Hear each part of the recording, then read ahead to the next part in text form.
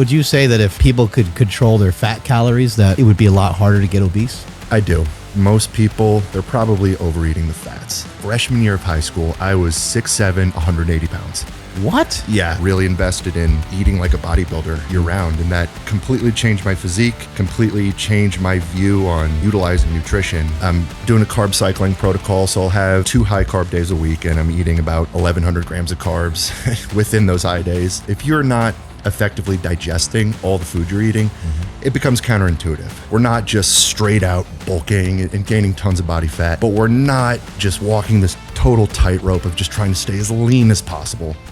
I remember actually the first time that I saw something on the internet was Notre Dame like winning the Orange Bowl. Yeah. And Jerome Bettis, like, so whatever year that was, like 91 or whatever. My dad pulled up something from the computer. I was like, how does it know that already? Like, that just happened. Right. Like, it wasn't like live streaming or anything, but it had the information right away. I was like, what the hell is this? Yeah, it's crazy how far things have come on that front. Now, if they can't get everything streamed in 1080p HD, it's like, what the fuck is wrong with this thing? So we had you on the podcast years ago, and we talked about some of your transition from being a player into being a coach. And then now you fast forward many years later, you're a well-established coach. And not only that, you coached a lot of the lifters at Super Training Gym with like diet stuff and all that kind of thing. So I think the first thing we got to dive into with how massive you are is I think it'd be good to talk about, we don't talk about it as much as we probably should on the show, but we don't talk that much about building some muscle mass.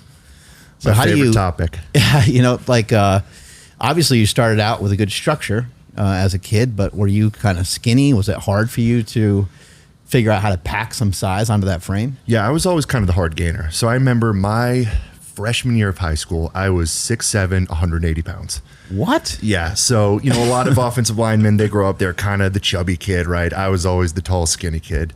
Always had a big metabolism, so it was a struggle for me gaining weight. Now, let's see, between my sophomore and junior year, I went from 180 to 240, and I gained the weight fast, which resulted in some stress fractures in my feet. You know, all that extra weight, all the pounding, and then, you know, my mobility hadn't caught up with all the new Stress fractures size. in your feet, you said? In the navicular bone of both feet, actually. Damn. So I had to have a major surgery that took me out of my entire junior year in high school, getting that repaired. So I kind of had one off season to like relearn how to walk, basically, because I spent an entire year. They went in, they did the right foot. That took months to recover from. And as soon as I could bear weight on the right foot, they had to go in and do the left side. So, you know, I gained the weight, but I paid for it. Spent a year on, you know, a scooter and crutches. And then once I got back, had to quickly relearn how to move, how to, you know, play and bend. And then ended up, you know, being able to play my senior year, got some scholarship offers, and then the rest was history. But yeah, it was a struggle gaining weight. I quickly fell in love with nutrition. Like, nutrition was always, you know, training was always a huge love of mine, but the nutrition was maybe even a bigger love.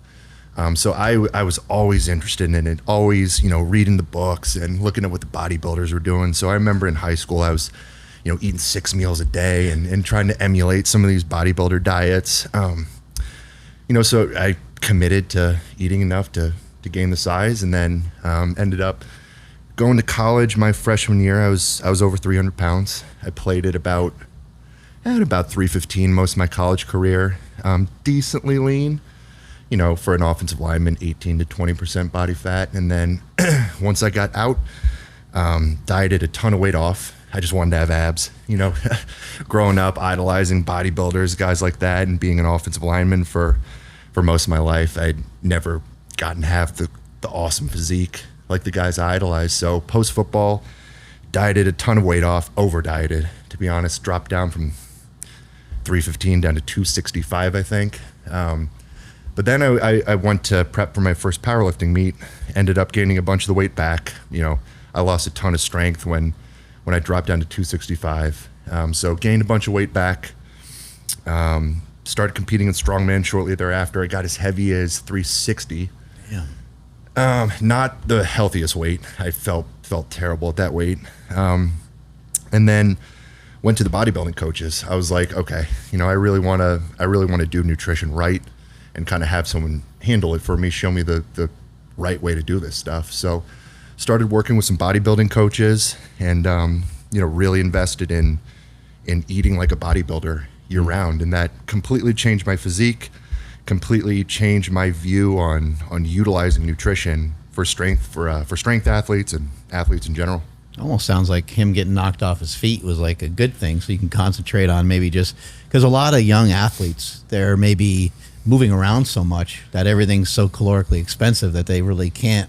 It's very hard to gain size, especially like when you're in season of something. So maybe that break allowed you to maybe be more thoughtful about what you were doing, maybe ask your dad some questions since he was a football player as well. Yeah, no, that year benefited me greatly. There's a good book, The Gift of Injury, and I think there's wisdom in that, like taking any injury you have as an opportunity to kind of reshift your focus to something else. And I learned a ton during that time. I feel like, I took my understanding of training and my love of training to a whole new level. I couldn't move and run, but I could lift. Obviously upper body for a long time, then eventually got back into lower body work before I could do any movement on the field. But then, like you said, the nutrition side of things, I was like, this is what I can focus on, the diet and what I can do in the weight room. And that really kind of honed in my love of it and just a further knowledge of it. So for a guy who's like, whether he's a teenager or he's in his 20s, he's like, I can't gain right now, trying to eat more food. Did you have to eat until you were uncomfortable, or did you just eat in a surplus? Yeah, so I started off, doing kind of just the eat everything in sight type bulking. Now that's something I'm very much against now. But I mean, I think everyone goes through that bulking phase where it's just eat everything in sight. You're loading up the big shakes, the ice cream, the bananas, the peanut butter, the chicken shakes. Now I will say the chicken shakes are low calorie. The chicken shakes are low calorie. All right, let's cover the chicken shake here for a minute. What's going on with this chicken shake? Yeah, let's address the elephant in the room here on this, because I've been doing the chicken shake for years, and anytime someone hears about the chicken shake, immediate repulsion. Yeah. So I can't take credit for the chicken shake, first of all. I mean, some of the OGs were doing, we talked about it, Derek Poundstone, his was the tuna shake. And then he took it a step further. And then Blaine Sumner was doing chicken shakes. He was doing beef shakes. So I saw that going on, and I worked with cooked meat, by the way, everybody. It is cooked meat. I always need to clarify that. But yeah, I've been doing the chicken shake for years. So I'll do crock pot chicken. I recommend the crock pot because it's super tender. It liquefies easily. That's the big thing. Get the texture right. You got to get the liquid texture. If it's chunky, it's going to be no-go. Does it taste good? It doesn't taste bad. It tastes like chicken. Is it like, would you say that the chicken shake, it's like maybe on par with like a soup? Yeah, exactly. It seems like a soup. Like at first it sounds really disgusting, but you're making this savory, right? Like you're probably throwing salt in there and maybe some water? Or? I would initially do seasoning, but then I got to a point where I was like, just the less taste, the better. So I just do plain unseasoned crock pot chicken, mix it with water straight up, serve it cold. That's a huge recommendation. Serve it cold. And with the crock pot, the correct water ratio, you can get it kind of the texture of whole milk is kind of what it feels like. And is this inspiring you, Nsima? This is actually disgusting. I have a question for you. I guess this is great, but how about adding like some broth, some bone broth? See, everyone always brings this up. They're like, well, why not add the broth? Yeah. And I'm like, well, I'm not trying to taste it. Like the whole point of the chicken shake is just so I can get it down in a very convenient manner. Like I'm not over here like just making chicken shakes and sipping it like a connoisseur. It's a matter of I need to get my nutrition in. I either don't have the appetite to sit and chew whole chicken, or I don't have the time to do it. That was the big thing for me, was just the lack of time working in. Chewing, it sounds like a funny thing, but like chewing after a while, if you're going to eat 5 to 6 meals a day or 7 or 8 meals a day, all that chewing of beef or chicken is just, it actually gets to be very difficult. Yeah, no doubt. I'm a big proponent of, if you're having to eat a ton of food, having a variety of texture. So using things like Greek yogurt, using cream of rice, things that don't require the chewing, that goes a long way. John Anderson, cream of mushroom soup. You know John Anderson, right? Oh, yeah. Yeah, John Anderson is like, that's how he got down all the calories and stuff too. And I think he was a big fan of like rotisserie chicken too, because it's just like, you know, it has good flavor, has good fat. But you know, John's like a machine, and who the hell knows? Like he's able to consume so many calories, because you try to ask him a question and he's like, "Oh, I never care about the calories," and you're like, "But it's like at some point they got to matter, you know?" Yeah, agreed.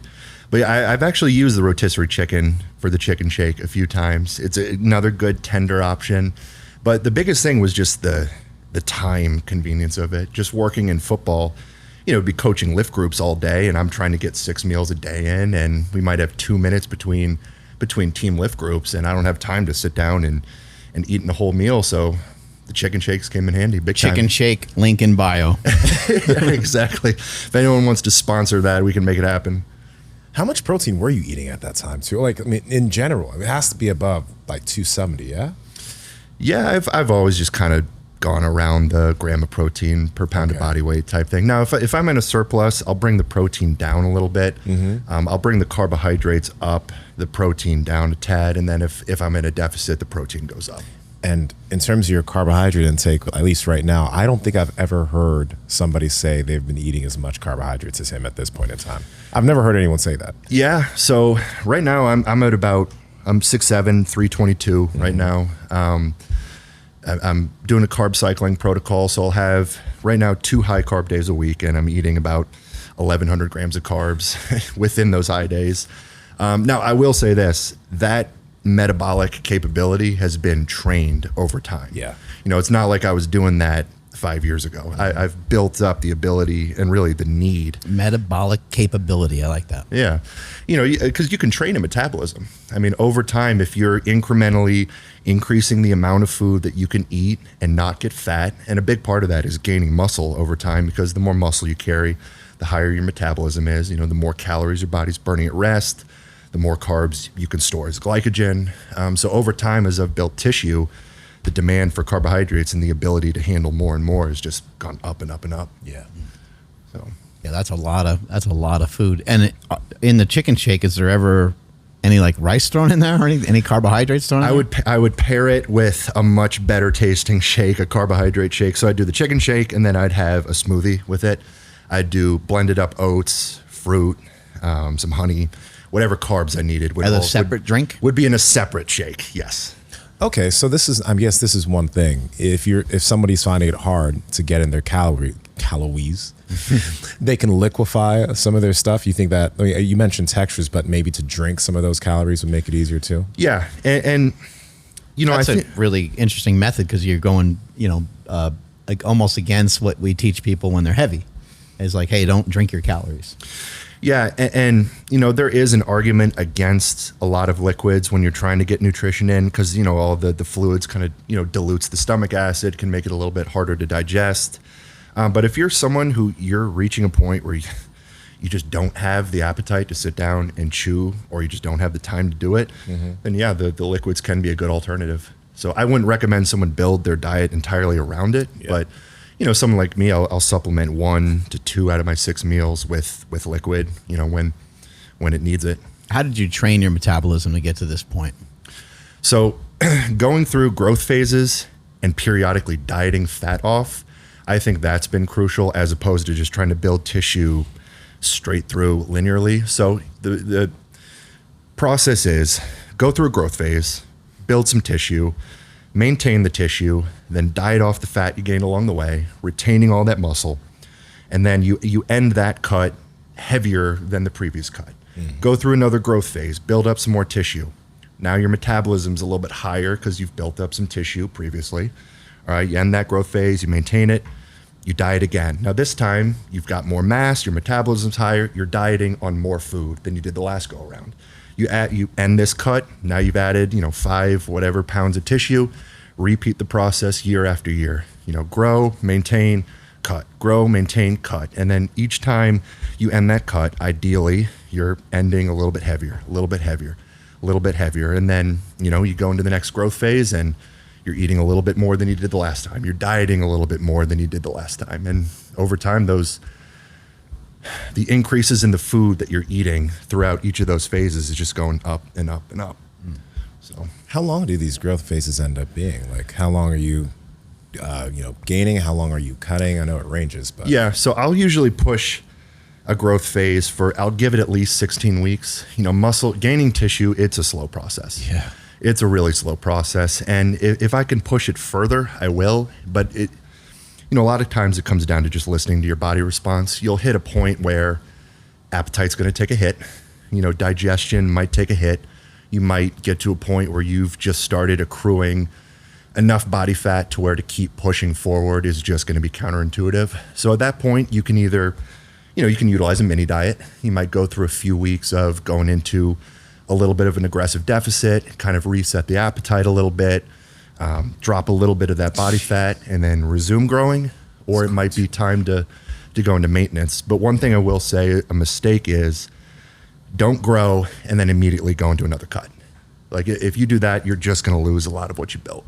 Mm-hmm. I think there's merit in you add some tissue, but then keep the tissue, retain it, go through a maintenance phase, kind of take that muscle you built and make it strong. So what I'll do is I'll go through a growing phase where it's very, very bodybuilding focused training, but then I'll go through a maintenance phase where I shift my focus more to strength. My thought process being, I built this tissue, now let's take this new tissue, make it strong, spend a training cycle getting as strong as possible. And then you're gonna have a much better chance holding on to all that tissue you gained if you give it a reason to stick around. You give it some function and purpose, for lack of a better explanation. And then, after that maintenance phase, then go into that next cut. And that's generally gonna be about a 16-week process. So, with the body fat loss, it's a little bit easier. Muscle gain, it's harder to look at yourself week to week to week and know, am I gaining muscle tissue? Whereas with the fat loss, it's a little bit more cut and dry. We're looking to lose about 1 to 2 pounds of fat per week. You're seeing the visual changes week to week to week. It's very easy to monitor it. Losing a pound of fat is much easier than gaining a pound of muscle, for example. So you're talking about like a maybe younger kid trying to gain weight, like when you were 170 pounds. That would look a little different than what you do now, right? Because you're trying just to like exponentially gain weight. And there was really, I guess we could make some arguments for cutting depending on what position you played or something like that, because you wouldn't want to get to too high of a body weight, and you also wouldn't want to have probably a much higher body fat percentage than what is seen typically in those specialty positions that someone might be in. But when you're trying to bulk and you're just trying to like grow and get massive, what are some of the kind of main pillars, main principles of like your lifting and your nutrition? So from a nutrition standpoint, I would say be patient with it. A lot of these kids, they have the dad like saying, oh, we need to gain 50 pounds in a few months. Don't do that. Slow play it. If you want to actually gain muscle, it's got to be a patient process. Digestion needs to be kept in a good place. If you're not effectively digesting all the food you're eating, it becomes counterintuitive. So, when we see everyone doing the force feeding stuff, just these massive, gluttonous, dumping olive oil, just getting in calories any way possible, I'm like, you're not actually absorbing the nutrients you're eating. Your digestion's probably in a terrible place. So the biggest pillar for me when it comes to gaining weight, keep digestion in a good place. You got to be able to digest the food, and that's going to help keep your appetite higher. If you're effectively digesting the foods you're eating, you're going to be hungry for the next meal. If you get to a point where you just have no appetite, you're going to either just have to stop eating the amount you're eating, or you're going to have to resort to just eating junk because it's easier to eat. So keep digestion in a good spot. Opt for foods that are going to digest well. So for me, it's a lot of rice-based foods tend to digest very easy. Like I said, be patient with it. Now, if you're a high school kid, I think there's less necessity to do the bulking and the cutting and all that. And let's be honest, no one in high school is going to do all that, be that precise with it. No one in high school is measuring their food, and it's a different situation. You're growing, you're probably still growing taller. You haven't finished puberty yet, so you can probably get away with a little bit more of just kind of a linear approach to gaining weight. Plus, your body's just going to naturally be more receptive just to adding muscle just by the nature of getting older. Let me ask you this. and this is just, again, a bro science idea of mine, but I think when you're a little bit younger, and it's you don't want to go crazy with this, but when you're a bit younger, you can let yourself have a little bit extra body fat. Mm-hmm. And the thing is I know you don't want to. If you're a younger guy listening to this, I know you don't want to because you see everybody who's jacked and shredded. But like, there seems to be kind of like a point when you're a bit younger where you can kind of let yourself gain that weight. Don't be stupid with the food you're eating, but gain a little bit of body fat. Use that time, put on as much muscle as possible.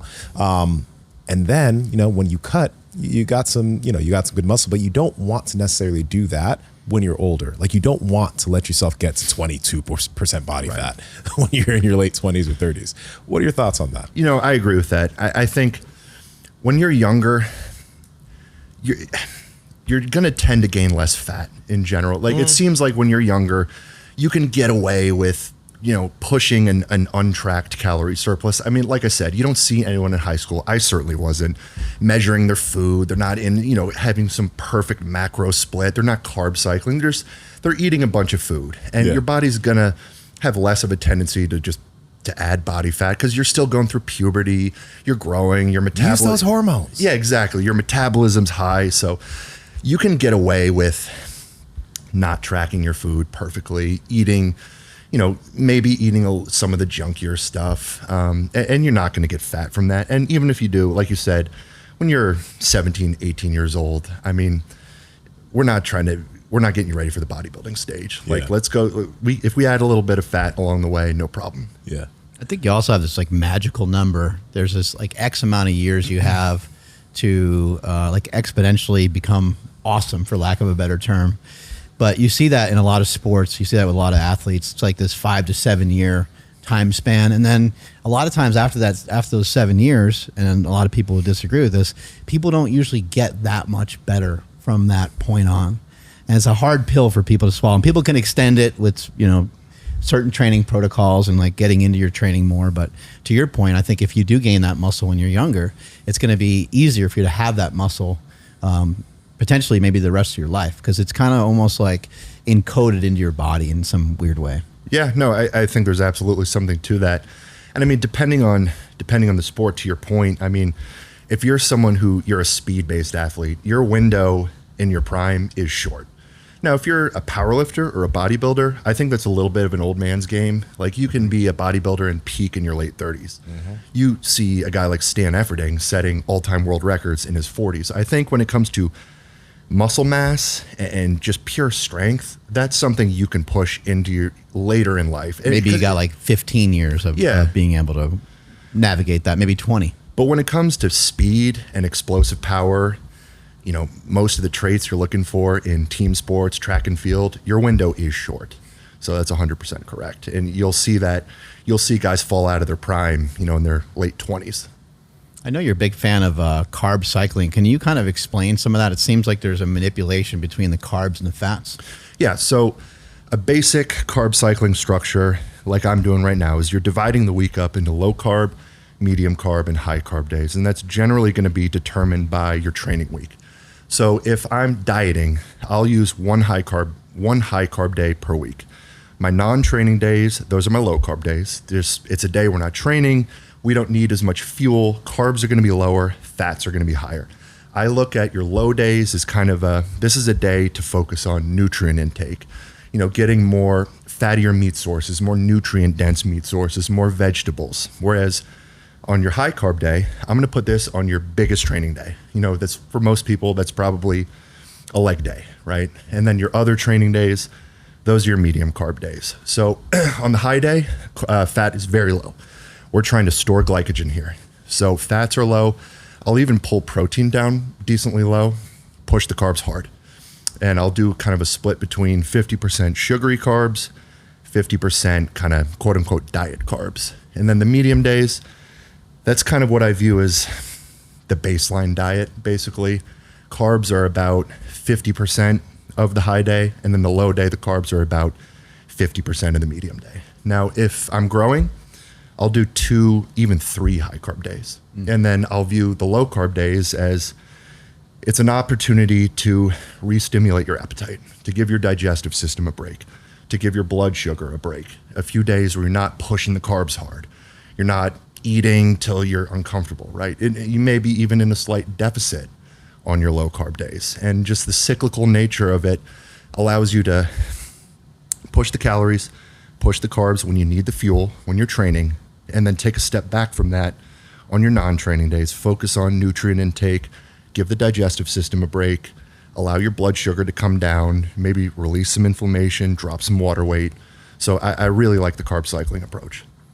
And it's not as fun as people might think, because like when your carbs are high, your fats have to be a little bit more modest, right? Because you're not trying. I mean, if you're in a gaining phase, then maybe it would be okay. But like if you're going to eat like 400 or 500 grams of carbohydrates in a day, I would just imagine that if it's somebody that is still mindful of staying fairly lean, that they would want to keep their fats, somewhere around 100 or maybe less. I'm not sure what. Yeah. So like on my high days, I have no added fat sources. So like on my medium carb days, I'm adding, avocado, whole eggs, nuts, almond butter. There's always some added fats in there. On my high days, 0 added fats. All my proteins are from very lean sources: chicken breast, shrimp, whitefish, whey isolate, non-fat Greek yogurt. So you might get through the day with like well under 100 grams. Yeah, easily. And that just allows you to really make the carbs the star of the show. It's going to control the calorie intake. We're not just indiscriminately eating just tons of food. If you've got a bunch of fats in there with the carbohydrates, the calories are going to be way higher. We're going to store some body fat. And then plus all those fats, it slows down the digestion of the carbs. We want digestion high. We want to be storing as much glycogen as possible. So fats are very low on the high days. All right, Mark, you're getting leaner and leaner, but you always enjoy the food you're eating. So how you doing it? I got a secret, man. It's called Good Life Protein. Okay, tell me about that. I've been doing some Good Life Protein. We've been talking on the show for a really long time of certified Piedmontese beef, and you can get that under the umbrella of Good Life Proteins, which also has chicken breast, chicken thighs, sausage, shrimp, scallops, all kinds of different fish, salmon, tilapia. The website has nearly any kind of meat that you can think of. Lamb is another one that comes to mind. And so I've been utilizing and kind of using some different strategy, kind of depending on the way that I'm eating. So if I'm doing a keto diet, I'll eat more fat, and that's where I might get the sausage, and I might get their 80-20 grass-fed, grass-finished ground beef. I might get bacon. And there's other days where I kind of do a little bit more bodybuilder style, where the fat is, might be like 40 grams or something like that. And then I'll have some of the leaner cuts of the certified Piedmontese beef. This is one of the reasons why neither of us find it hard to stay in shape, because we're always enjoying the food we're eating. And protein, you talk about protein leverage all the time. It's satiating and helps you feel full. I look forward to every meal. And I can surf and turf, Yeah. I could cook up some, chicken thighs or something like that and have some shrimp with it, or I could have some steak. I would say, the steak, it keeps going back and forth for me on my favorites. So it's hard for me to lock one down, but I really love the bavette steaks. Yeah. And then I also love the ribeyes as well. You can't go wrong with the ribeyes. So guys, if you guys want to get your hands on some really good meat, you can head to goodlifeproteins.com and use code POWER for 20% off any purchases made on the website, or you can use code POWERPROJECT to get an extra 5% off if you subscribe and save to any meats that are a recurring purchase. This is the best meat in the world. Let me ask this, when it comes to on these bulks for, let's say, people that are a little bit older, how high do you think the threshold is for the amount of body fat that they should be holding? What's the threshold for you? How heavy do you let yourself get? Well, in terms of like a body fat percentage? Body fat composition, yes. They say that you're going to be kind of quote unquote optimally anabolic and predisposed to growing when you're on the leaner side. So when you're probably 12% body fat or so, that's probably a place where you're going to optimize growth the most. You've got a big runway to where you can gain weight. And if you gain a little bit of fat along the way, you're still going to be pretty lean. Yeah. Your insulin sensitivity when you're on the leaner side is going to be very good. So you're going to handle more carbohydrates better. The more and more body fat you accrue, the higher that body fat percentage gets, you start becoming a little bit less and less and less receptive to adding tissue. Your insulin sensitivity starts decreasing. So now you're not using carbs quite as well. Other factors like blood pressure, things like that, probably your sleep are going to get a little bit worse as you start adding body fat. So once you get to, for a bodybuilder, 16% body fat, you're probably at a point where you really don't want to get any fatter than that. Not that that's fat for the average person, but if you can't see the outline of your abs anymore, you're probably at the point where, because every pound of fat you gain in the off season is a pound of fat that has to be dieted off in prep, right? So it behooves you to stay leaner. Now for the average person, probably 18% body fat. Anything beyond that's probably counterintuitive. Mm-hmm. Now, on this note too, like, what is your thoughts on the lean gaining approach? Because you get that approach where people are like, okay, you get to 13, 14, 15% body fat. Maybe you eat in a slight surplus and you just try to slowly see the scale go up versus seeing the scale go up fast and then having a cut. Right. So what do you think about that instead of the bulking and cutting? Do you think it's optimal or no? So there's a lot of information out there right now in favor of the lean gain. Mm-hmm. So, and there is some validity to this. So there's science that says you can gain muscle tissue essentially at maintenance. Yeah. And that's true. Your body converts an extremely small amount of dietary protein into new muscle tissue. And I think you guys had Justin Harris on somewhat recently. Yeah. He talks about this a lot. Your body can convert, I think at its best, maybe like 20 grams of dietary protein into new muscle tissue daily. And think about that, 20 grams. That's tiny. And that's if everything is best. So if you're eating 300 grams of protein in a day, maybe 20 grams of that is being converted into actual new muscle tissue. So the point is, your body's only taking a tiny fraction of what you're eating and turning it into new muscle tissue. So is the huge calorie surplus necessary for gaining muscle, optimizing it? No, I don't think so. And like I just said, the more and more body fat you gain, the less receptive your body's going to be to gaining tissue. So I think there is absolutely merit to staying on the leaner side, being patient with it. I mean, at the end of the day, the things I want to see the most to really validate the fact that we're gaining tissue is weight room performance improving. Gotcha. If you're eating in what you can be reasonably sure is at least a modest surplus, if you're seeing your numbers in the gym improving, you're quantifying it, you're objectively progressing, you're gaining tissue. If I'm eating in a decent surplus, even if I'm just gaining a pound every 2 weeks, but over the course of 12 weeks, I take my 8 rep max hack squat and add 50 pounds to it. I can be reasonably sure I gain tissue in my quads. So I'm really looking, the metric I value the most in a muscle gain phase is performance in the gym. Just seeing those numbers objectively, quantifiably improving while we're just patiently gaining a little bit of weight along the way. So with that said, I don't think you want to just completely slow play it. Like, I think there is some value pushing the food enough to where you are growing. I mean, you don't want to just be walking this little tightrope of just maintenance the whole way. So I encourage kind of that happy medium to where we're not just straight out bulking and gaining tons of body fat, but we're not just walking this total tightrope of just trying to stay as lean as possible. I'm okay with gaining some body fat over the course of a bulk. Gotcha. And a lot of what you're doing really is to try to mitigate the negative side effects of either one, whether you're bulking or whether you're cutting. If you're cutting and someone's not eating as much food, they're not maybe taking in as many carbohydrates, maybe the performance in the gym may suffer a bit. But maybe if you're carb cycling and you are, hitting higher carbs on certain days of training and so forth, maybe you can kind of circumvent some of that. And then the same thing with being in a bulk. It's like, okay, I'm getting stronger, I'm building some tissue, but I want to try to get around the whole, gaining too much fat thing. Yeah, exactly. Like you said, that's a reason I like the carb cycling. Like if I'm dieting, I put that high day on my leg day.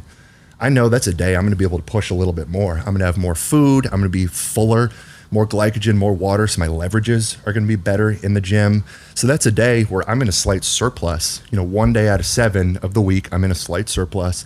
I'm able to optimize that training session and the response to it. So that's a great purpose of the high day, in the diet phase of things.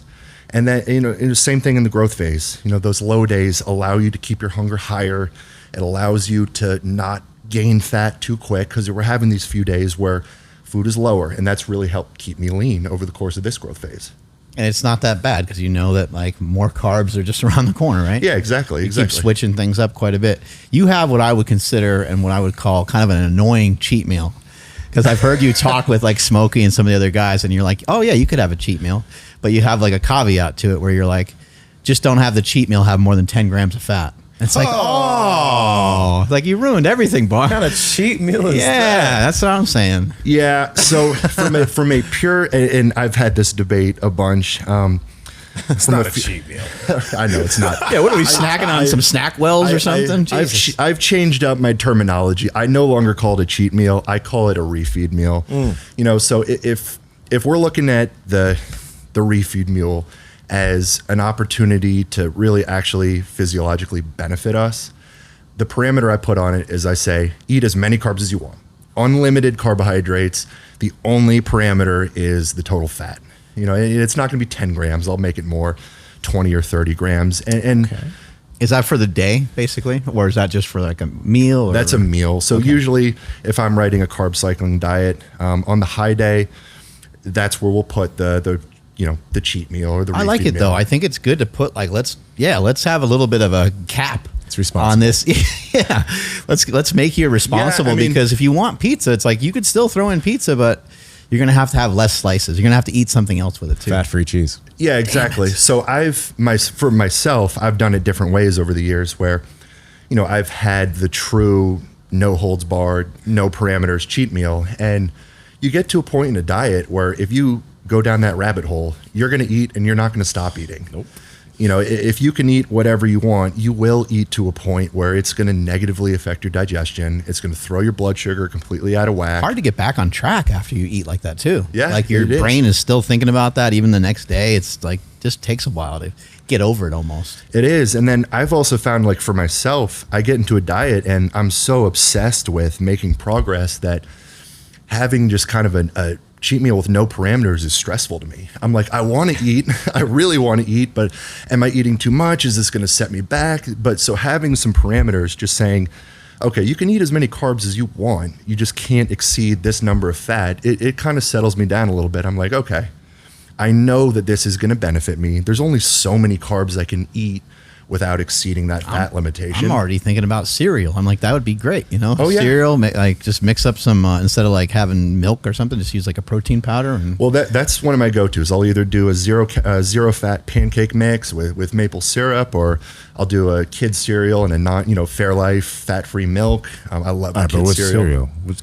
Is it Kit's cereal or kids cereal? Sugary, I guess, is not just for kids. Okay, just any sugary cereal. Okay, yeah. So cinnamon toast crunch, that's usually in the rotation.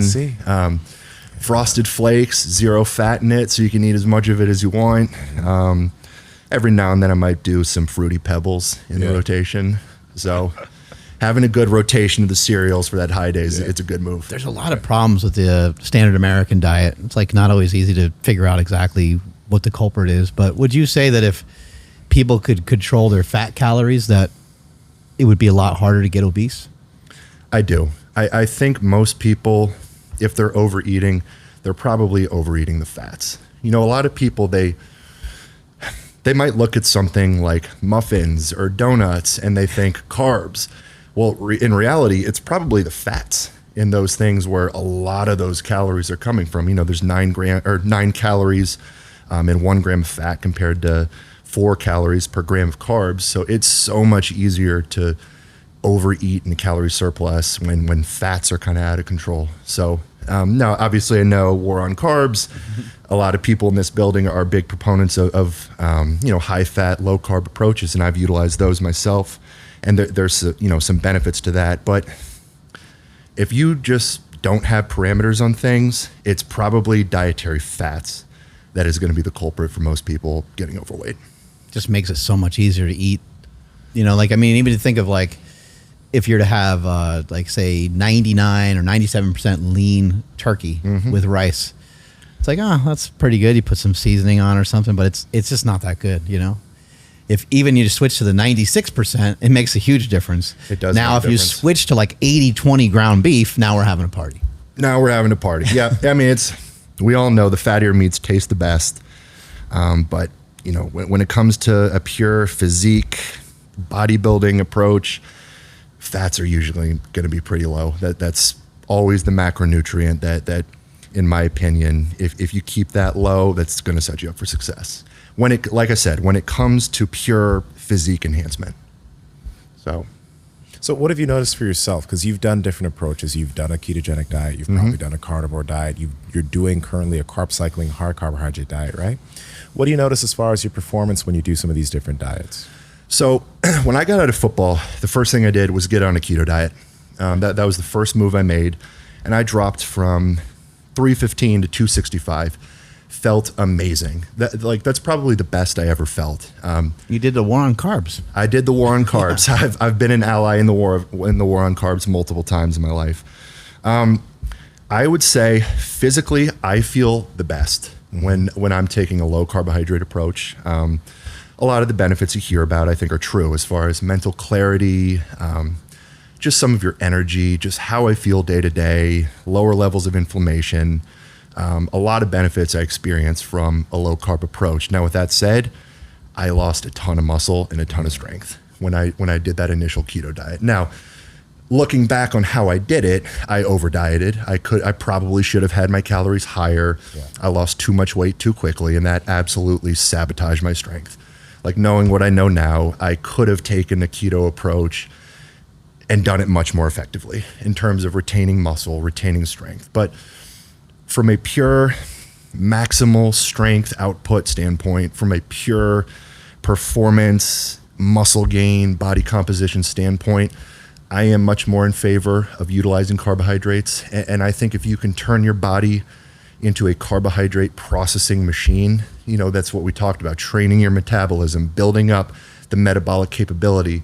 I think long term that's going to benefit you the most from a pure physique and strength standpoint. But like I said, if I just wanted to feel good, improve my longevity, I was not concerned about being the biggest, strongest human possible, I would absolutely take a low carb approach. When it comes to something like intermittent fasting or only eating like once or twice a day, what are some of your thoughts on that? I could see where, some of what you're mentioning, some of the things you're mentioning, like eating the carbohydrates consistently and eating the carbohydrates around the training sessions, could be really useful. I could see where even for myself, a long time low carb person, I would most likely perform better, especially after I got used to it for a little bit. I most likely would perform better. But with my just lifestyle and routine that I'm used to and just the way that I like to do things, I usually only eat like once or twice a day, maybe 3 times. But the reason why I do that is I like to kind of get all my work done for the day, my lifting, my running, so on, and then and podcasting and so forth. And then later on in the evening is when I might, take care of my calories. Mm-hmm. And so what are some of your thoughts in regards to people utilizing some strategies like that? Yeah, I think there's benefits to the fasting. I think if you're taking a ketogenic approach, if you're trying to actually get into a state of ketosis, I think you should fast. I think a lot of people, they do keto, and I keep going to keto. Obviously, that's not the only low carb approach. There's carnivore, all these other things, but just looking at something like keto, people tend to overeat protein and probably overeat in general. I mean, at the end of the day, if you're trying to lose body fat with a ketogenic diet, you still have to be in a calorie deficit. And if you want to get into ketosis, if you're eating too much protein, that's just going to get converted into carbohydrates. You're not going to get into ketosis. So taking an intermittent fasting approach, I think, helps initiate that process, getting into ketosis. I think there's a lot of benefits to it. Like if you want to reap all the kind of cognitive benefits, the mental clarity, the lack of energy dips, I think doing some intermittent fasting can absolutely be beneficial. Now, I think people incorrectly view intermittent fasting at times as just sort of this magic bullet weight loss approach. They don't understand that, okay, great, you intermittent fasted, you still have to control your calories in the back half of the day. Like if you're trying to lose body fat, you still have to be in a calorie deficit. But did it cause you to binge? Yeah, exactly. Which for a lot of people, intermittent fasting just turns into skipping breakfast and then eating in a surplus for the remainder of the day. I have a lot of fat friends where I mentioned some intermittent fasting stuff to them. They're like, I already eat that way. I'm like, No, you don't. Yeah, exactly. I mean, if you're trying to use intermittent fasting, You did the fat voice though, dog. that's what it sounds like. Sorry, John. no, if you're using intermittent fasting as a weight loss strategy, at the end of the day, it's just a calorie control strategy. You're just removing part of your eating window. So theoretically, for some people, it can make it easier just to control your calories. Okay, there's a big chunk of the day where I'm just not eating. If I can control the calories that I do eat when my eating window opens up, I can maybe more effectively elicit a calorie deficit. But the fasting period in and of itself, it's not driving some enhanced fat loss state. It's not like you can just eat at maintenance, but the fact that you fasted throughout the morning has put you in this hypolipolytic fat burning. It's not like that. People view it as kind of that magic bullet. It's just a calorie control strategy. But I will say the fasting period does have some cognitive benefits. Like, if you wake up, you eat a bunch of carbohydrates, a lot of times you'll get the brain fog, you'll get kind of the blood sugar drop and that dip in energy. Whereas if you fast, you're going to have more of that steady energy. You're not going to have the peak in the valley. And a lot of people do experience more of that mental clarity. They're more focused. I think there's something about being hungry, and whenever I'm hungry, I tend to be my most productive. Like, I'm my most locked in, focused, obsessed. When I'm full, I'm at my laziest, most lethargic, brain fog. So I think there's something to it. I think getting locked into keto, I think, can be really important for some people. For people that maybe have struggled with other diets, other dietary interventions, they tend to just end up binging. They tend to just end up just kind of overdoing the carbohydrates, which are actually probably more fat dominant than they are carbohydrate dominant. But it can make a lot of things easier in terms of being able to maybe restrict your calories a bit and just organize. The black and white of it, I think, is really nice. Like, you're either, because you can prick your finger, you can get a thing called Keto Mojo. You can prick your finger and you can get your ketone reading, and you can just go based off of that. And that doesn't necessarily mean that you're burning fat, because you still have to adhere to some sort of caloric restriction in some way. But what it does mean is that you are in ketosis, and your ability to fast and your ability to maybe not have those energy peaks and valleys happening. And then also it might just help you control some hunger and some cravings. Yeah. And then just on the same note as fasting, I also think there's some real benefit to doing like a legitimate extended fast, doing like a 36 to 72 hour fast, doing that periodically a couple times a year. I think that could potentially have some good benefits. The word autophagy gets thrown around a lot, but there's some truth to that. Just kind of clearing out some of the damaged cells out of your system, regenerating new healthy cells, and doing so by going an extended period of time where you're not eating at all. There is some legitimate benefit to that. I think you can kind of give your gut a reset. You can give your digestive system a reset. So if you're someone who's you're constantly pushing food, eating tons of food year round, taking maybe 1 or 2 times a year where you go through a true 72-hour fast, I think there's some real benefits to that. Now that you're kind of focused on bodybuilding, I don't know if you've been focused on bodybuilding in the past, but you've done a lot of different forms of training, athletic training, powerlifting, strongman. What are you noticing about progressing? What has changed in terms of your training? Is it more difficult? Is it a little bit easier?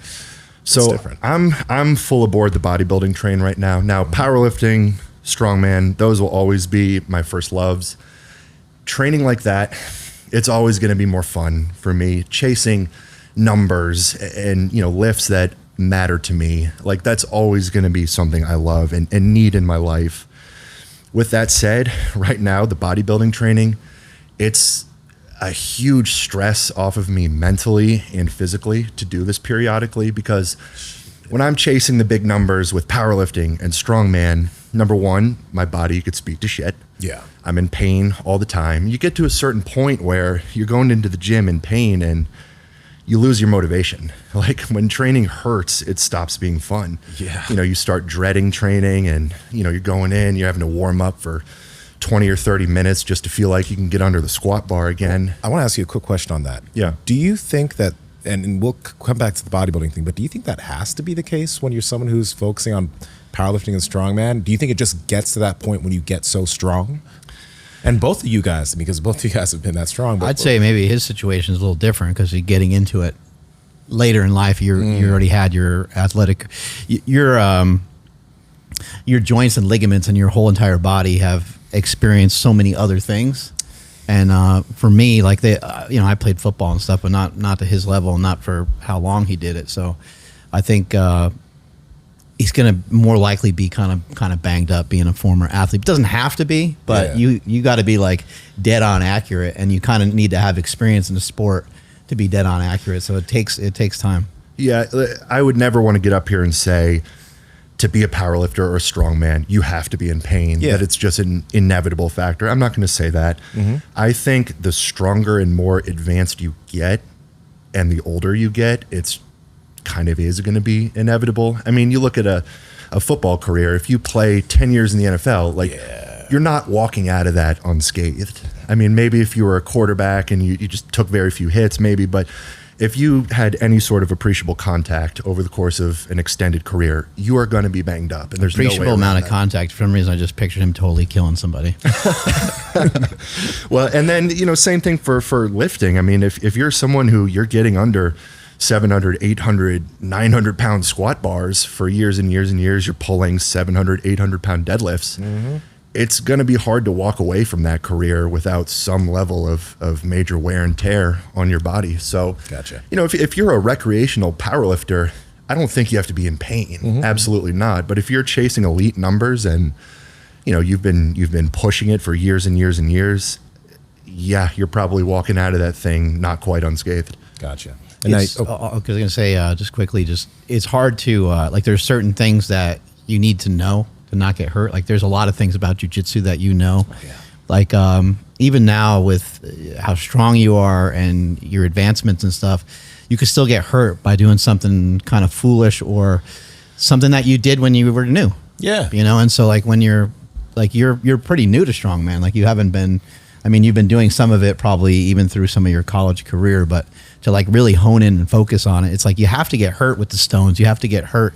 You have to pinch your finger really bad on this particular movement at least once, right? to do that. So you're going to occur more damage than someone else probably. And I think it's definitely worth pointing out, like you can absolutely attenuate some of the pain and wear and tear with smart training and smart programming. I mean, you look at a guy like Matt Wenning, who's had, an extensive powerlifting career. And one of the biggest things he talks about is how he's been able to, avoid catastrophic injuries. And that speaks to his intelligent programming, intelligent training, and proper load management, taking a holistic approach to training, not just focusing on the competition lifts, but making yourself head to toe strong, working on imbalances and weaknesses, working on mobility, moving in different planes. You can absolutely set yourself up to be in better position to not get injured, right? But sometimes just things happen that are out of your control. I mean, there's been times where I was so focused on proper programming and mobility and prehab and warm-ups and didn't get hurt in training. But then you go pick up something at home, something drops in the floor and you tweak your back. Like you just never know. You can't walk on eggshells your whole career. You never know what's going to happen. Or you get into a car wreck. There's so much that's out of your control when it comes to the injury stuff. So can you take a smart approach with your programming and training and probably avoid the catastrophic injury? Yeah, absolutely. Can you hold off some of that wear and tear and extend your career? Absolutely. But the more advanced you get, the stronger you get, there's going to be some pain that comes with it. Gotcha. Now you were mentioning bodybuilding. Yeah.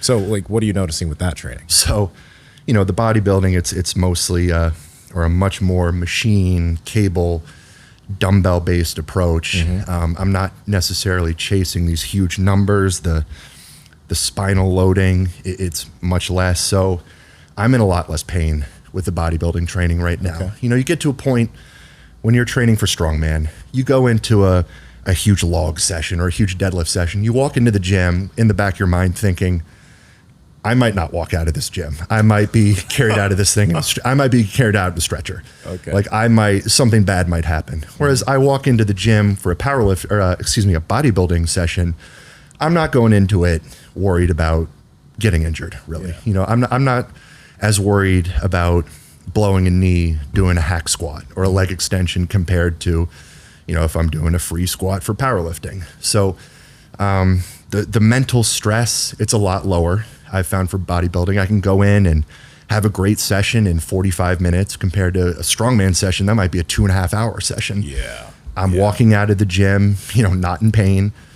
Just overall, it's just a lot easier on the joints. So is it as fun and rewarding doing a lot of the more machine-based, cable-based stuff? Not really. I'm not going to get as hyped up about a sweet set on the Smith machine as I would about, you know, a big log clean and press PR, or a big deadlift PR. But as far as how it feels in my body and just a little bit of that mental stress, it's refreshing to do that. Do it every so often. Okay. What are your thoughts on the vertical diet? Sounds like you were mentioning digestion and stuff like that. It kind of reminded me of that. Yeah. So one of the first people I reached out to when I wanted to work with a diet coach was Stan Efferding. So I think the vertical diet is awesome. Now, I don't think there's anything that's cutting edge or innovative about eating steak and rice. Like, you know, some of these things kind of got like repackaged like it was this new innovative diet. I'm like, all right, well, we're eating lean meat and rice. That's a lot of people have been doing this for a long time. But the overarching theme of the vertical diet is optimizing digestion, eating foods that are just going to have a high level of digestibility so you can push the food volume very high. And I think Stan was spot on with that, and doing things like adding the chicken broth to making the monster mash with the beef and the rice, adding some broth to make it have that softer texture, easier to eat, easier to digest. Things like that I think are spot on. And just the fact that so many people got bought into the vertical diet and they're eating with that approach, the lean meat and rice approach, optimizing digestion, I think it's benefited a lot of people. Some of the power lifters just tend to skip over the fact that Stan is usually recommending like leaner meats. Yeah. I'm like, it's whatever you guys are doing, it doesn't look like Yeah, I know. it's like it's working for what you're trying to do. People hear about steak and rice, I'm going to eat a 16-ounce ribeye. It's like, well, no, unfortunately, we're probably going for the flank steak or the sirloin, going for the leaner cuts. The ribeye would be nice, though, wouldn't it? The ribeye would be nice. I'm hoping to have one tonight, actually. What about movement patterns and stuff like that? Are you still trying to, be nimble and be able to move well? That'll always be important to me. Just being an athlete and a strength and conditioning coach by trade, and I always want to be able to walk the talk. I never want to be just a guy who's just a power lifter or just strong on bench and squat. And I want to be able to move. I want to be able to bend. I want to be well-rounded and versatile. And I think for a sport like strongman, it benefits you to be a well-rounded athlete, to be able to be proficient on a single leg, to be able to move laterally, to have a little bit of elasticity, a little bit of bounce, and so things like the loaded mobility, training through different planes, training rotationally, training single leg, all of those are important to me, and I think benefit you overall no matter what you're pursuing. What do you do anything within your training to aid in that, or is it already just kind of baked into what you've been doing as an athlete? You just brought some of that stuff over. So I like incorporating a lot of it into my warm-up. Some of the kind of pre-habby type movements, whether it's single leg stuff, rotational things, maybe some balance and stability, some single leg stuff. I like to put it in the warm-up because if I go through a session, it's very easy. You go through a hard session and it's like, I don't need that stuff. That's just kind of the extra stuff. It's easier to skip over it. Whereas if you put it in the front of your workout, it's the first thing you do. You're going to do it. And then it's going to set you up for the main lifts. So I like sneaking a lot of that stuff into the warm-ups. And then, I'm a big fan of loaded mobility. I think if you really want to improve overall mobility, getting to end range under load is the way to do it. Getting strong at end range is the way to do it. So within my training, I'll do a lot of full range of motion stuff. I'm trying to squat very deep. I'll do some calf work before I squat, really opening up ankle dorsiflexion under load. Doing whether it's lateral split squats, things like that. Just loaded mobility is always going to find its way into my training. Gotcha. Yeah, if you look at some of the strongman guys, some of them are extremely athletic. Yeah, I think I think the best ones are, like I said, the well-rounded guys who can move. Compared to powerlifting, strongman, you've got to be so versatile, so well-rounded. There's moving events. There's events for max reps in 60 seconds. There's multiple implement moving medleys. There's static strength. You got to be explosive. You got to have great technique and coordination and balance. So being a well-rounded athlete, in my opinion, it's a missing puzzle piece for a lot of strongman competitors. I'd just like to add in as a total side note that has nothing to do with any of this. For those of you who are watching on YouTube, it is as eerie for you as it is for me standing here with him and then seeing Mark look kind of small and just being at this level. Like, you make me feel like a child. It's not okay. Yeah, when I'm out in public, I get a lot of stares, things like that. I kind of get treated like the creature in the zoo. But, growing up in the football world, my dad, he was playing the NFL, he's an NFL coach. So I'm always at the football facility. I'm always around huge humans. And then training in strongman, you're around huge humans. I've become so numb to it. It's just normal for me. And then when people are so astonished by my size, I'm just kind of like, I'm just used to this. This is normal. But yeah, when I'm at a restaurant or out in public, I'm always getting stared at. Yeah. Your dad is similar size? My dad, he's 6'6". Yeah. Now he's probably, and you're about around 6'8"? 6'7". 6'7". Brother 6'8". But yeah, my dad, he played ball at 6'6", over 300. So a lot of big boy genetics in the Heck family. Yeah. Did you feel a lot of pressure to play football, or did you just want to? What was that like? Yeah, so I mean, this was a huge turning point in my life. So going into my senior year playing football at UNC, I actually made the decision to step away from football. I got to a point where I was so burnt out on playing it. I did feel a lot of pressure growing up. Now, I want to say I never felt that pressure from my dad. My dad, he being the NFL player, NFL coach, a lot of dads put pressure on their kids. That was never my dad. But I had a lot of external pressure from other people. People would assume, oh, you're the son of Andy Heck. Well, obviously, you're just going to be some amazing offensive lineman yourself. I was a big kid. No, I'm playing the piano. Yeah, well, exactly. So, I always kind of felt like I was in my dad's shadow. He was a national champion at Notre Dame. He was a huge recruit there and first round draft pick, played 12 years in the league. And, I had a good career myself, but I never quite reached that level. And there was always kind of that comparison to my dad, which put a little bit of a chip on my shoulder. So, football, it was never something that I was truly passionate about. I did it because I was kind of destined for it, right? I was the big kid. I was the son of an NFL player and coach. And, I did it in high school. I had success. I got college scholarship offers. And there was never a thought of doing anything different. But once I got into college, I realized how much of a love for training I had. I knew I wanted to be a strength and conditioning coach. I knew I wanted to get into powerlifting, into strongman. So having something I was truly passionate about really started shifting my perspective. We'd get into our off-season training with the strength staff, and that became my in-season. The lifting and the running in the summer, for me, that was my in-season. That's what I look forward to every year. And then once we got into actual football season, that was my off-season. That was the part where it became a lot of anxiety and just stress. I remember, so I was a 4-year starter there. My first year starting, I was a redshirt freshman, and it was our third game. We were playing Georgia Tech, and I was going against a really good pass rusher. He ended up being a second-round draft pick, but we threw a deep touchdown pass. We take the lead, but the touchdown got called back because I had a holding call on this guy, and touchdown gets called back. We lose the game, and I get on the bus. I open up Twitter, and I'm just getting all these messages.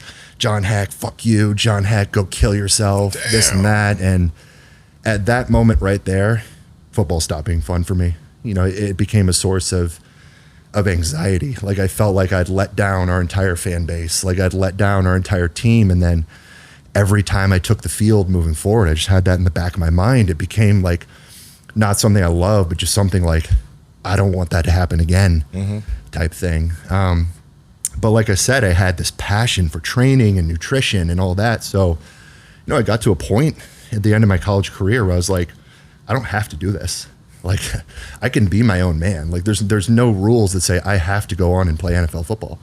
I didn't want to do something I wasn't passionate about. Like, I wanted to go pursue what I loved and something I knew I could pour 100% of my heart and soul into and be happy doing it, even if I was making no money, So going into my senior year, I made the decision. I was like, when this season's done, I'm done. I'm going into strength and conditioning. I'm going into powerlifting. I'm carving my own path. I'm doing what I love. So I remember having that phone call with my dad. I was sitting on the, waiting to hit dial on the phone. I sat in the parking lot for like an hour, like working up the courage to tell him that I was going to step away from football because, he was my idol, my mentor. I didn't want to let him down. And he, at the time, assumed I was going to go on and play NFL football. But, I call him and he couldn't have been more supportive. He was like, I just want you to do what you love and be happy. But, so many people in my life, they did not understand, because obviously so many teammates would have killed for the opportunity to have a shot at the NFL. People in my life just didn't get it. They questioned it. But most people in my position don't have plan B. Like, they don't have the other thing they really want to do. I mean, most football players, football's all they got. Yeah. And then once they get done playing, or someone tells them they're done, they don't know what to do. Whereas with me, I knew exactly what I wanted to do. So it made the decision easy for me. I always kind of look at it like this, would you rather be Kobe or would you rather be Shaq? Shaq looked like he had a lot of fun. Yeah. And it looked like, obviously, like he's just an extraordinary athlete, and he's one of the most massive athletes the world has ever seen. But he didn't have to take it as seriously. And I think there's something to that sometimes. Like, maybe some people like to take it super seriously. Maybe there's kind of a bunch of Tom Brady's out there that want to take it super, super seriously. But I think there's something about having like this overcapacity for stuff that makes it more fun. And then you can kind of dabble in it a little bit more, and we just end up taking things so seriously. And when you're in college football like that, and you have these big championship games, and there's nearly 100,000 people at the game and everything, there's so much focus. Everyone's so concentrated, everyone's so serious that this one play happens, and unfortunately, an error, it's like, how many good blocks have you made on a touchdown pass throughout your career? I think you played 50 starts at North Carolina or something like that. 55 starts, yeah. 55, yeah. Like, that's a lot of football. So there's probably a lot of good plays that were made, but this error, just because again everyone's honed in, taking things so seriously that unfortunately that one error because you're not going to get credit because you're an offensive lineman. Exactly. So you're not going to get credit for a normal block. And then plus, even on top of that, how many times have you held and got away with it? Yeah, no kidding. I mean, that's kind of the tough part about playing O-line in particular. It's like you play 100 snaps, you could have 99 great plays. You have that one play where you gave the sack. That's what everyone remembers. On the flip side, if you're the defensive lineman, you can have 100 snaps, 99 of them you're irrelevant, but that one play you go and get the sack, and suddenly you're getting all the credit in the world. But yeah, people don't realize they see it on TV. It's there for their entertainment. They're like, oh, these athletes, they're making so much money. I would kill for that opportunity. But they don't realize the stress that goes into it, the anxiety that goes into it, the pressure. It's playing college football. It's a job. It is a full-time job, and you pour your heart and your soul into it. And then, you make a mistake like I did, and the world turns on you. Got the old highlight tape pulled up here. Yeah. Turns on everyone loves seeing some boring offensive line highlights. Mm-hmm. So your dad, he is the offensive line coach of the Kansas City Chiefs, and yes, he's going for his fourth ring. Going for his fourth Super Bowl ring on Sunday. Going for the three-peat. So he joined Andy Reid's staff the year that they got to Kansas City. So that was in 2013 when Andy Reid took over. Going into that year, the Chiefs had been the worst team in the league. They had the first pick of the draft, and Andy Reid comes in. My dad came in with him, and they've been there ever since and been to the Super Bowl. This will be their fifth trip in the last 6 years. So, I mean, it's been absolutely They're going to win because they have all the referees on their side, right? Yeah, okay, let's not even go there. How much of that, you probably think it's kind of funny, I guess, at this point. I mean, I do. Like, you know, my wife loves reading. She gets so pissed off reading all the comments and the headlines about. There's like conspiracy theories. The script of the Chiefs, you know, with Taylor Swift and like, I mean, it's how they're going to win and everything. It's the same thing the Patriots had, you know, with the Deflate Gate and like all the controversy around them when they were dominant. It's just the nature of it. You're a program that just sustains dominant success for years. The world turns on you.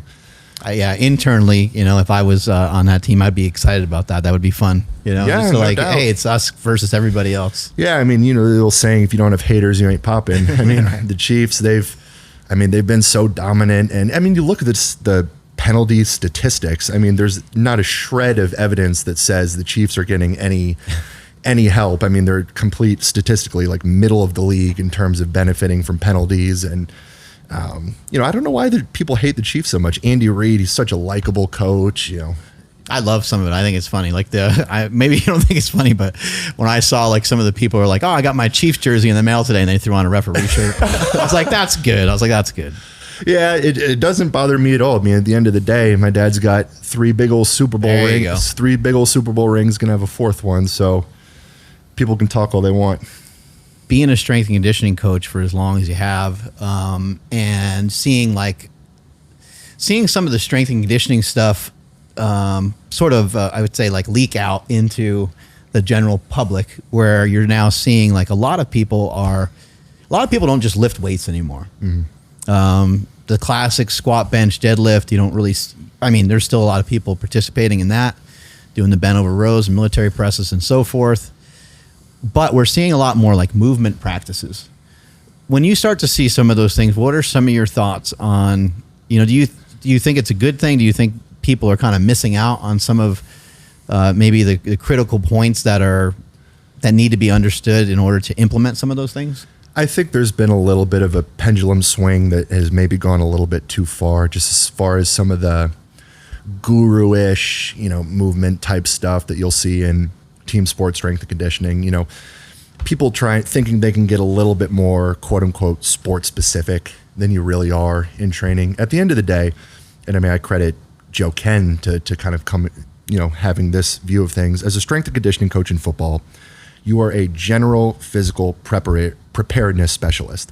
You're not coaching them through sport specific skills. You are bringing up the general qualities that can hopefully transfer over to their sport specific skills, getting them bigger, faster, stronger, preparing their tissue, getting their joints more durable, things like that. So, you know, at the end of the day, just, you know, a traditional approach to lifting, like, it's going to have its place. It's going to be great. Now, I think where you can get a little bit more sport specific is going to be within the field work, you know, with your acceleration, deceleration, change of direction, max velocity type work. You know, your conditioning, you can get that specific to kind of the energy system demands, position to position. So with your big man position groups, doing more short burst, loaded stuff, maybe some strongman conditioning, med ball slams, you know, prowler pushes, short interval type stuff. And then with your skill positions, getting out and running more, things like that. But when it comes to the weight room, I think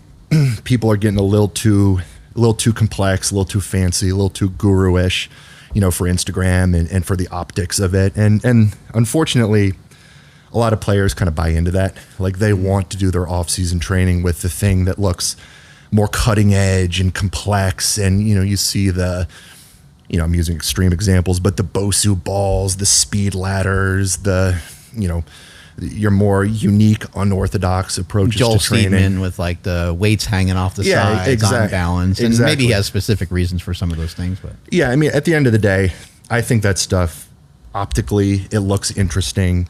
It draws a lot of these players in. Then you see the big time players doing it, and I'm like, look, when it comes to these genetically elite guys, you could have them do anything, and they're going to have success on the field. Just don't hurt them. Mm-hmm. Like, honestly, when it comes to, you know, the NFL setting for strength and conditioning, I mean, so much of what you're doing, it's more from a durability standpoint. It's like, how can we extend this guy's career? How can we fortify their joints, prepare their tissue in the off season to absorb forces at high speed, you know, when they get to the field. For me, I think a simpler, more basic approach in the weight room tends to be best when it comes to team sport strength and conditioning. And then get a little bit more complex, a little bit more sports specific when you get to the field work. I will never go to a doctor ever again about my general health. All they want to do is put you on pills. Really well said there by Dana White. Couldn't agree with him more. A lot of us are just trying to get jacked and tan. A lot of us just want to look good, feel good. And a lot of the symptoms that we might acquire as we get older, some of the things that we might have, high cholesterol or these various things, it's amazing to have somebody looking at your blood work as you're going through the process, as you're trying to become a better athlete, somebody that knows what they're doing. They can look at your cholesterol. They can look at the various markers that you have, and they can kind of see where you're at, and they can help guide you through that. And there's a few aspects too, where it's like, yes, I mean, no shade to doctors, but a lot of times they do want to just stick you on medication. A lot of times there is supplementation that can help with this. At Merrick Health, these patient care coordinators are going to also look at the way you're living your lifestyle, because there's a lot of things you might be doing that if you just adjust that, boom, you could be at the right levels, including working with your testosterone. And there's so many people that I know that are looking for, they're like, hey, should I do that? They're very curious. And they think that testosterone is going to all of a sudden kind of turn them into the Hulk. But that's not really what happens. It can be something that can be really great for your health, because you can just basically live your life a little stronger, just like you were maybe in your 20s and 30s.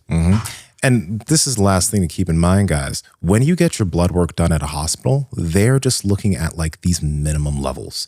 At Merrick Health, they try to bring you up to ideal levels for everything you're working with. Whereas if you go into a hospital and you have 300 nanograms per deciliter of test, you're good, bro, even though you're probably feeling like shit. At Merrick Health, they're going to try to figure out what things you can do in terms of your lifestyle. And if you're a candidate, potentially TRT. So these are things to pay attention to get you to your best self. And what I love about it is a little bit of the back and forth that you get with the patient care coordinator. They're dissecting your blood work. It's not like you just get this email back and it's just like, hey, try these 5 things. Somebody's actually on the phone with you, going over every step and what you should do. Sometimes it's supplementation, sometimes it's TRT, and sometimes it's simply just some lifestyle habit changes. All right, guys, if you want to get your blood work checked and also get professional help from people who are going to be able to get you towards your best levels, head to merrickhealth.com and use code POWERPROJECT for 10% off any panel of your choice. So what do you think when you see some stuff like from Joel Seedman? Because like one thing that I noticed from him is that it seems that some athletes probably enjoy a level of variability. You know what I mean? It's like when you, don't get me wrong, doing the simpler stuff does make sense, but when he's doing some of these things, you don't see it loaded in a crazy fashion. You don't see them putting too much weight on the bar where it's going to actually be something that risks injury. So what do you think of the aspect of like movement variability causing different aspects of stress that maybe the athlete isn't used to? Do you think there's use for that, or do you think it's like too many different things? No, I mean, to your point, having buy-in from the athlete, having them mentally engaged, I mean, that is a big part of it. I mean, the reality is when you're training football players, they are football players. Yeah. They're lifting because they have to. Like they're required to work with strength and conditioning staff. So getting them just to buy in, to compete, to push themselves hard, that goes a long way. So there is a case for at times, you know, writing a program that's not necessarily 100% quote unquote optimal. But it's like if you're getting your guys fired up to train, you're getting them invested, they're bought in, they're attacking their training, you know, working on those motivational, psychological components of it, there's absolutely merit there. So I would much rather have an athlete doing a, you know, slightly suboptimal program, but they're 100% invested in it. Yeah. Versus them dragging their ass into the gym to do the optimal plan, but they don't believe in it. They don't care in it. They're not pushing themselves through it. I think when you love your training, you believe in your training, the outcome is almost always going to be better than if it's just training that is boring to you. You don't like it. You don't believe in it. So there's absolutely value to that.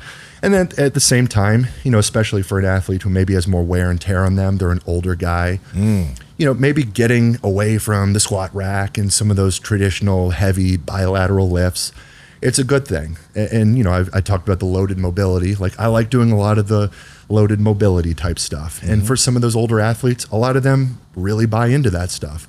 You know, just whether it's, you know, using a kettlebell only, some single leg stuff, but moving through a big range of motion, working on those end range positions. It's something new for them. It's a new challenge, but it's not just the heavy weight that's beating them up, and then they believe in it. They see the value in, oh, this is gonna, help me stay injury free. It's gonna help me improve my durability, and then that additional buy-in from them just gets them excited and invested in their training. That goes a long way. Gotcha. I remember seeing that Gronkowski and Tom Brady. I think Tom Brady started it, but Tom Brady got himself a strength coach, and then, as you know, that can sometimes butt heads with your actual strength coach. And I think Brady was getting trained at the Patriots facility and stuff like that. And then I think Gronkowski had a couple injuries and squats were really bothering him. And this guy mentioned, hey, you should maybe just belt squat. You can get a lot of great training from like a belt squat.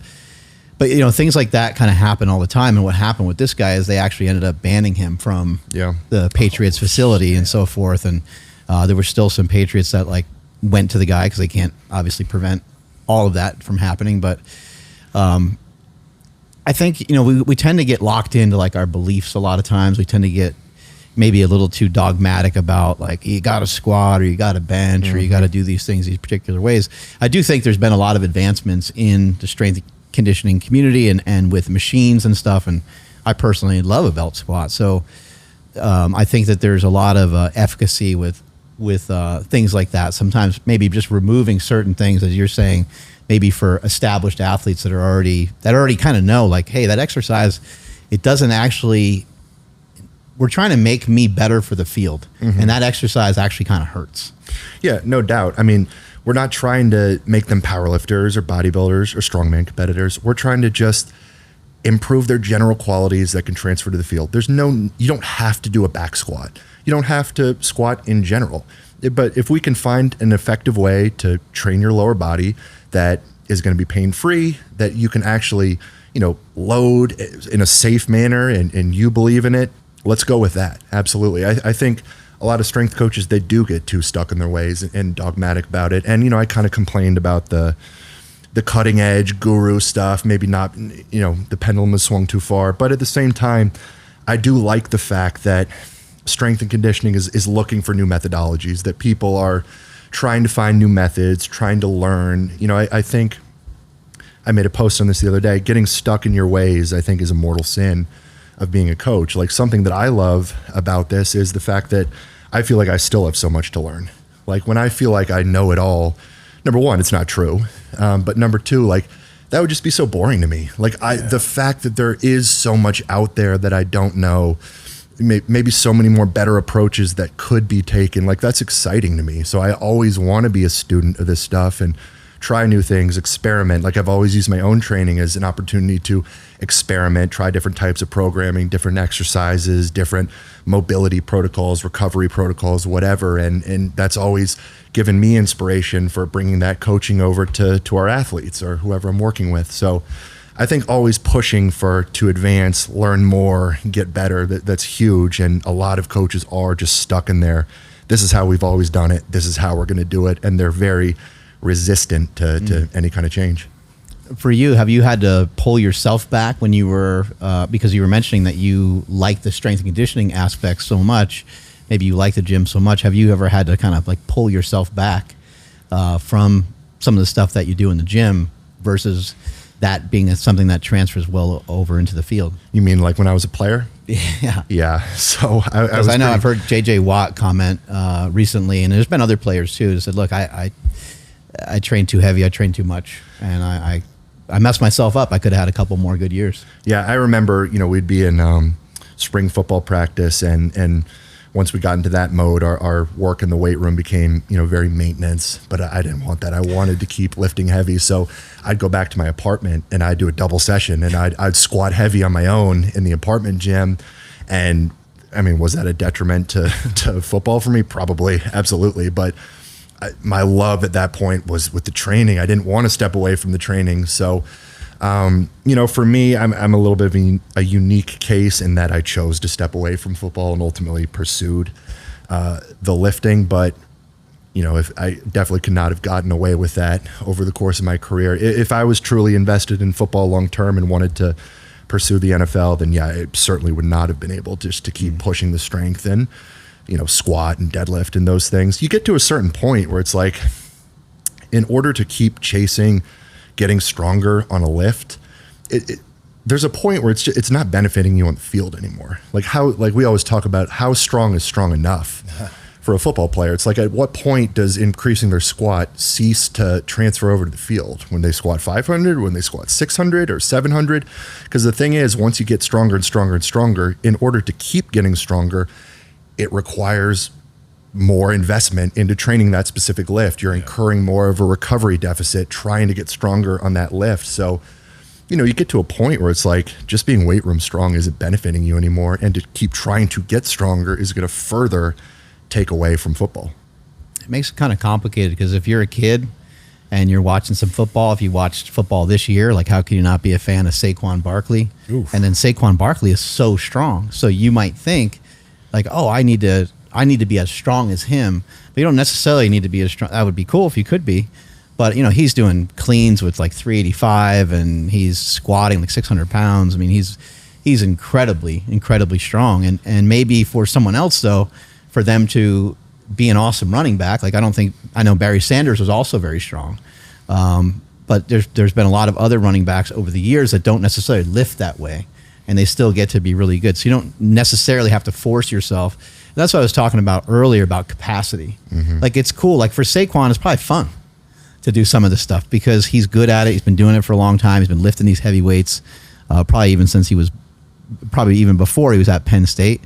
And so he's good at it. So it's like fun for him. Right. And so when you have that kind of capacity to let loose that way, it's fun to show off and to hit some heavy lifts in the gym. Yeah, it is. I mean, Saquon, he's a unique individual when it comes to his strength.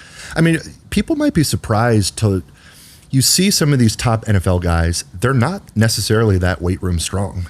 I mean, as someone who my love is powerlifting and strongman, I wish being, the squat, the bench, and the deadlift had more of an impact on football than it does. But the reality is, for most football players, the thing that's holding them back from being great, it's not their squat, it's not their bench press, it's their general athleticism, their ability to move with fluidity and bend and decelerate on a dime, and their explosivity and just elasticity, and the factors that make great players elite. It's a lot less linked to traditional weight room strength than people realize. We had some of our best offensive linemen I ever worked with, barely bench 335, but they know how to play with amazing leverage. Like, they just got a twitch off of the ball. They bend so well. They're able just to use their size and their strength, just always be in great position. They've got such good contact balance, and it's always these other athletic factors that make these guys great. And, someone like Saquon, I would argue that, building his power clean and his lifts is not what made him a great player. It's just the fact that he is a great player with these capabilities that allowed him to have the huge clean. You know what I mean? Not the other way around. What do you think is something that separates out like Patrick Mahomes from the bunch? Because like I think that because he's been with the same strength coach since he was really young. Actually, he's been with the same woman too since he was really young. I think since he was like a kid, since he was like 15. He's been with the same strength coach as well since the time he was a kid. And I think that stability, is a huge factor. Yeah, and I think that's something that is now lost in today's era of the transfer portal and NIL and college football, is there's no continuity within a training program. I think there is a lot of value to just having continuity and progressing within one system for an extended period of time. You look at every college, NFL strength and conditioning program, they're all different. You never know which one is quote unquote better, but having some continuity and staying in one system, it allows you to grow within that system. And I think that's important. Whereas now, these kids are transferring multiple times, transferring every year. They're in a new program every year. They're never able to get that continuity, and they never develop within one system. They're just bouncing from system to system to system. And it's not just with the strength and conditioning. I mean, you look at Patrick Mahomes, he's been in that offense for years and years and years now. He's been with Andy Reid for years and years and years now, and been able to develop from a mental standpoint, a football IQ standpoint, just growing within that offensive system. So I think having that stability over time, it's absolutely a factor. Yeah, I think it's unfortunate, because people will look at these athletes sometimes and they'll just be like, oh, but this guy still got hurt. It's like, there's no, like you said, there's not a program that's going to really, there's not a program that's going to give you everything that you need all the time. And there's definitely not a program that's going to help you to completely avoid injuries on a football field. Never. I mean, you can never truly prevent injuries in football. It's just such a violent, chaotic collision sport. Now, I mean, sometimes if you have, maybe you'll see kind of an epidemic of a particular soft tissue injury that is a trend within a team. I mean, maybe you can ultimately trace that back to some, misprogramming from the strength and conditioning standpoint. But I mean, for the vast majority of the time, you see a ACL tear or concussion or whatever it is. I mean, there's no training that could have prepared them for that. They're just essentially in a violent car crash out there on the field, and something's going to give. And you're still a strength coach, right? You were with the Tar Heels for a long time, and now you're with Troy? So I actually just stepped away from football strength and conditioning. So I've spent the last 9 years in football. I worked for Joe Ken at the Carolina Panthers, spent 5 years at my alma mater at UNC, spent a year with the Houston Texans, and then most recently was with Troy. And my wife and I, we just had a baby. So we've got a 6-week-old baby boy. And but over the last 5 years, I've had this coaching business kind of operating in the background. It's been, a side gig and growing a social media following, and then just competing in powerlifting and strongman, building up connections and an audience within strength sports. This business I've been running on the side it's been successful. So when my wife and I got pregnant, we were in our third state in 3 years. The nature of working in football is you're constantly moving. There's no job security. Your job security lies in the hands of 18 to 21-year-old kids, and whether or not the team wins. You can be the greatest strength coach in the world. If the team doesn't win, you're getting fired, right? So, you're chasing the jobs and climbing the ladder, and you're working insane hours, and, you're never truly calling the shots. I mean, you're always operating within the politics of the building you're in, and you're answering to the football coaches, and maybe you want to do certain things a certain way in the strength and conditioning program, but it gets vetoed by the head football coach. And, now you're dealing with transfer portal. You're not getting to develop kids for 3-4 years. Now you got them for a few months, they transfer out, then you're getting a whole new crop of new transfers coming in, and you're recruiting your ass off and knowing that these kids are just going to go to the place that pays them the most. So, it was a combination of getting a little bit burnt out on the college football setting, having a baby, and just the life-work balance of football.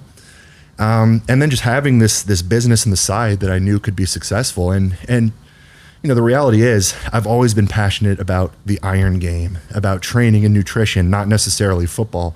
So my new coaching business, it allows me to work with powerlifters, bodybuilders, strongman competitors, just general population fitness enthusiasts.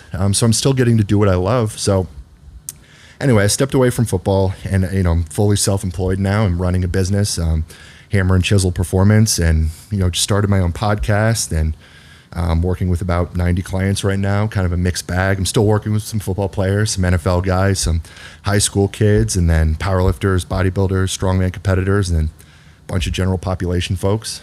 So doing what I love, setting my own schedule. I don't answer to anybody. And my wife and I, we're going to move back to North Carolina and settle down in one spot and actually have some, security, and not have to worry about, are we going to just be packing up and moving at the end of this year? And so it was a good move for me. Yeah, one of my favorite quotes is, you should always be working on not only just making a living, but also making a fortune. And by making a fortune, I mean to have job security, and to have something that you have more control over. And so I think that's really cool. You've been doing that in the background the whole time. And I know Joe Ken did the same thing. And he told me, he's like, if I get fired, he's like, how he talks, but he was like, big house is still big house. He's like, even when I walk through those doors, whether they fire me or not, he's like, I don't necessarily, I don't need their employment for me to be able to go outside and make money. Yeah. I mean, he was one of the ones who kind of inspired me with all this. Working for him, he kind of had some of his own personal private ventures on the side. He was an author. He had some books out. He had his website. He was, putting out some training content with his own stuff, and, involved in the powerlifting and strongman community. So And he always supported me in kind of my own endeavors with having the side business and kind of creating my own image and my own brand and all those things. So, it's a little bit frowned upon in certain football programs. Like there were some spots I worked in where I was basically told, like, you can't put stuff on social media. Like you cannot promote or market yourself at all. Like they didn't want it. I won't name the names of the organization, but basically when I got the job, they told me like, yeah, you got to shut that down. We don't want to see it. But House, he was always someone who encouraged me with that stuff. And you see a lot of strength and conditioning coaches, trying to do it because people realize, there is no job security in football. And like I said, you can be the best strength coach in the world and you might be out of the job at the end of this year and there's no guarantee you're getting back in. So you better have a plan B. Thanks for coming on the show today. How can people get a hold of you to get some consulting and stuff? Absolutely. So you can find me on Instagram. That's where I do a lot of my business and content creation right now, at @what_the_Heck71. I've got a podcast out, the Hammer and Chisel Performance Podcast on YouTube and Spotify. Started up a YouTube channel, and then my website, hammerandchiselperformance.com, will be releasing here in the next week or so. We'll be selling some programs and ebooks, things like that. But if you want to work with me for coaching, nutrition, training, just shoot me a DM on Instagram. Strength is never weakness. Weakness never strength. Catch you guys later. Bye. Yes, sir.